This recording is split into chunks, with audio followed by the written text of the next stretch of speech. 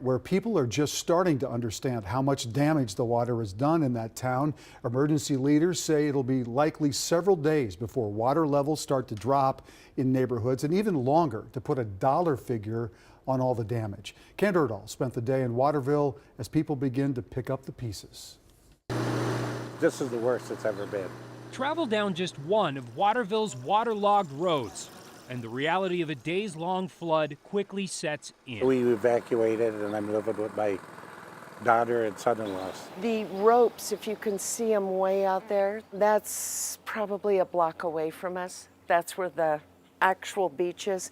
Barb Porter was prepared for that threat out front, but didn't expect where it would flow from there. Our biggest problem that we are facing right now is this, because this is also the lake where everything has breached. Fortunately, Barb says her home is mainly dry and the water has stopped rising. But with so many streets and homes cut off, the sheriff's office is deploying boats to simply take stock of the toll. We had a neighbor down the street that was coming all night long to get anything they could out of the house because the house was gone. So far, I'm told most of the residents who are displaced in town have a place to go. The county administrator telling me that they currently have about 10 residents in a temporary shelter right behind me here in town.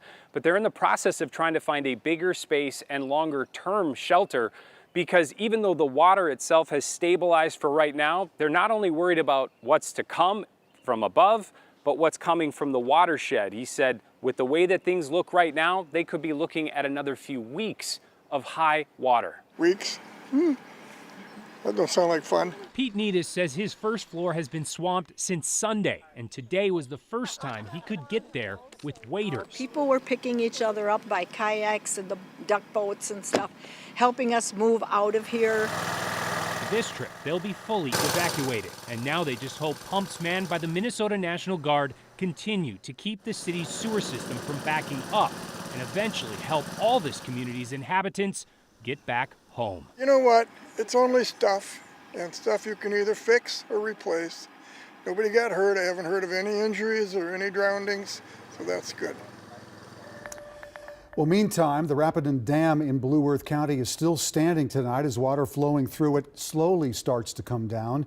The sheriff's office says federal investigators are there today evaluating the dam and the partial failure on the west side of the Blue Earth River.